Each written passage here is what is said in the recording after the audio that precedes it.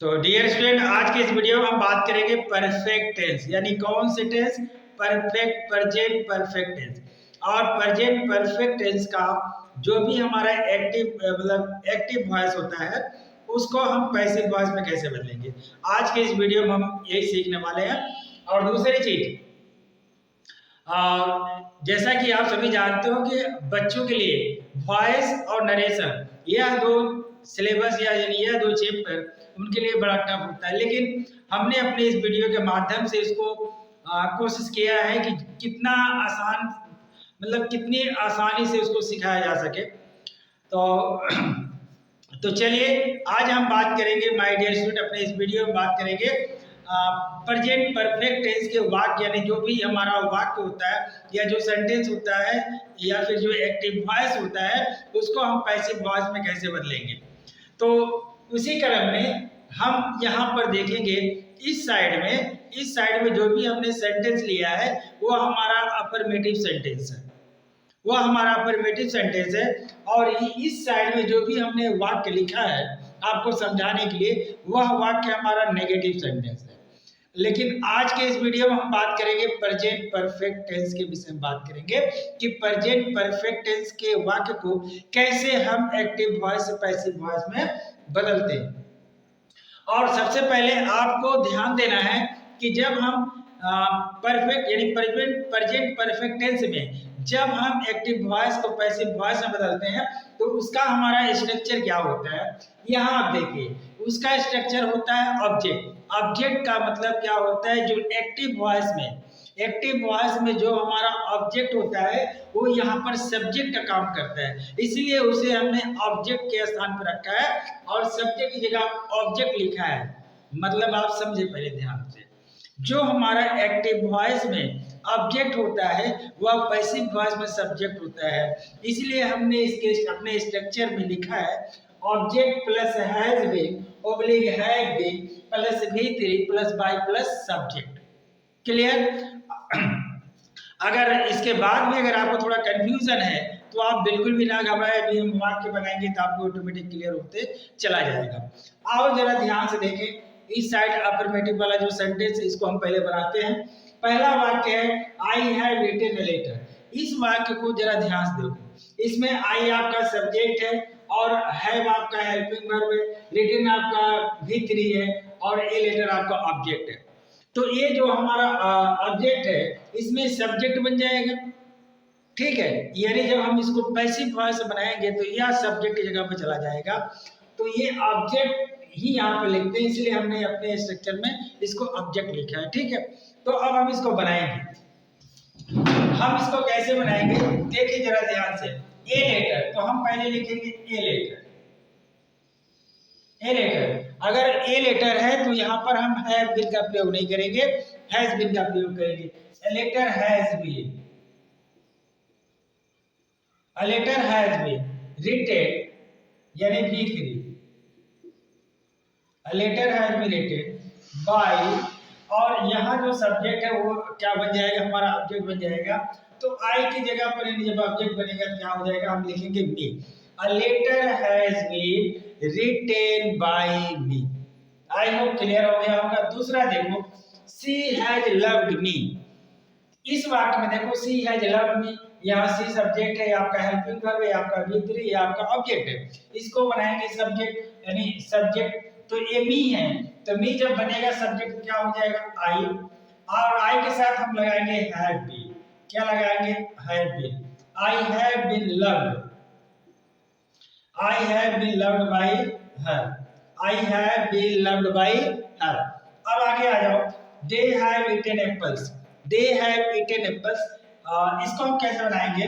लिखेंगे apples, APPL apples have been, apples have been eaten, EATEN, apples have been eaten by them, apples have been eaten by them. आइए अगला जो वाक्य हमारा, we have helped you, यानी we have helped you, यह कैसे बनेगा? यह बनेगा you have been helped by, you have been helped by us. तो यह जो है आप इसी तरह क्या करेंगे, अपने घर पर प्रैक्टिस करेंगे, कापी और कलम लेके बैठेंगे और बनाएंगे बकायदे अच्छी तरह से। जिस तरह हम बना रहे हैं आप बनाइए। मैं डैम श्योर 100% आपका वॉइस पूरा का पूरा क्लियर हो जाएगा। और हमारे ही वीडियो से आपको कोई दूसरा या फिर किताब से भी करने की जरूरत नहीं है, लेकिन जितनी और हम आपको इतना गारंटी देते हैं कि पूरा एग्जाम ओरिएंटेड मैं आपको पूरा वॉइस में बताऊंगा। तो चलिए अब आगे देखें हमारा जो नकारात्मक वाक्य हम इसको कैसे बनाएंगे। ये लेटर अब हम इसको यानी I have not written letter, ये हमारा नेगेटिव सेंटेंस है, नकारात्मक वाक्य है। तो हम इसको कैसे बनाएंगे, a letter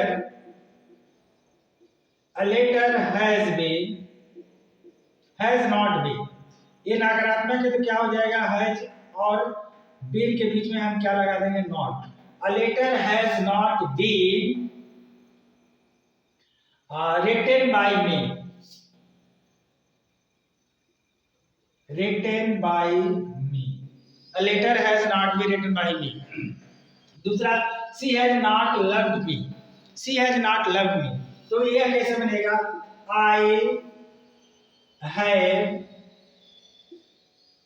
I have not been loved by her. Loved by her. I have not been loved by her. अगला देखो, अगला वाक्य है they have not eaten apples. ये हम वाक्य कैसे बनेगा, apples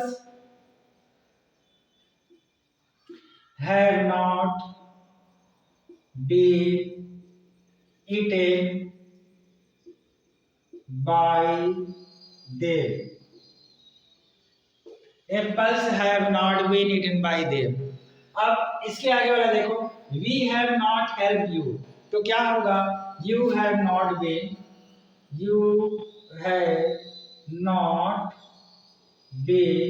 helped by us. B का हो जाएगा। तो ये आपका अफर्मेटिव, ये आपका नेगेटिव। अब बच गया इंट्रोगेटिव। इसके बाद हम आपको बताएंगे कि इंट्रोगेटिव वाक्य अगर होगा तो कैसे हम बनाएंगे। और इंट्रोगेटिव में दो तरह का, एक आपका एक्सिलरी वर्ब यानी हेल्पिंग वर्ब से जो बनता है, और दूसरा आपका जो बताएंगे जो आपका डब्ल्यूएस से बनता है, ठीक है। तो इसके बाद हम आपको बताएंगे इंट्रोगेटिव सेंटेंस, ठीक है। हम क्या करेंगे, अब देखेंगे कि हमारा इंट्रोगेटिव का जो वाक्य होता है, इंट्रोगेटिव का जो एक्टिव वॉइस है उसको हम पैसिव वॉइस में कैसे बनाएंगे। तो इधर देखिए, इधर आप देखेंगे जो भी सेंटेंसेस हैं वो सारे सेंटेंसेस आपके हेल्पिंग वर्ब से लिखे गए हैं। और इधर आप देखेंगे जो भी हमारा इंट्रोगेटिव का वाक्य वो हमारे डब्ल्यूएस का वाक्य। तो इनको हम कैसे बनाएंगे एक्टिव वॉइस से पैसिव वॉइस में। तो चलो हम बनाते हैं, ध्यान से देखिएगा। पहला वाक्य है हमारा, have I written a letter. तो अगर ये हमारा इंट्रोगेटिव का वाक्य है तो हमारा इंट्रो जो पैसिव वॉइस बनेगा वो भी हमारा इंट्रोगेटिव में ही बनेगा। तो हम इसको लिखेंगे, ए लेटर के लिए हम यहाँ पर लगाएंगे हैज a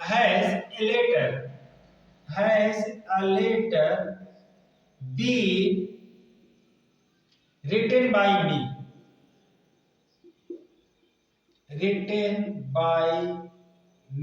लास्ट में प्रश्नवाचक चिन्ह, has a letter been written by me.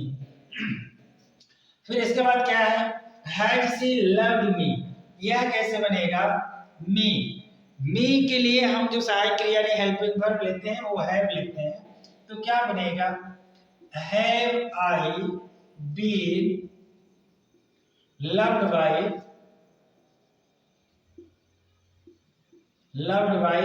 Her, have I been loved by her.